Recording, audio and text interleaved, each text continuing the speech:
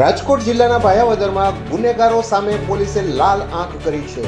પડવલા ગામના એક નામચીન શખ્સ દ્વારા સરકારી જમીન પર ખડકી દેવાયેલા આલીશાન સામ્રાજ્ય પર આજે વહીવટી તંત્રનું બુલડોઝર ફરી વળ્યું છે.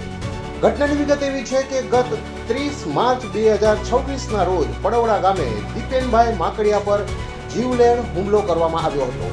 આ હત્યાના પ્રયાસમાં ગુનામાં મુખ્ય આરોપી અલી મહમદ તૈયબભાઈ શેઠા પોલીસની ધરપકડથી બચવા માટે સતત નાસ્તો ફરી રહ્યો છે. ગુનેગારોમાં પોલીસનો ખોફ પેસે તે માટે રાજકોટ રેન્જ આઈજી નિર્વિલ ત્રાય અને ગ્રામ્ય પોલીસ અધિક્ષક વિજયસિંહ ગુર્જરની સૂચનાથી આરોપીના ગુનાહિત ઇતિહાસ અને તેની મિલકતોની તપાસ હાથ ધરવામાં આવી હતી. તપાસ દરમિયાન ખુલાસો થયો હતો કે આરોપી અલી મહમદે પડવલા ગામના માખિયાળા રોડ પર સરકારી જમીન દબાવીને અંદાજે 300 ચોરસ વારમાં 1 કરોડ રૂપિયાના ખર્ચે આલીશાન મકાન બાંધ્યું હતું.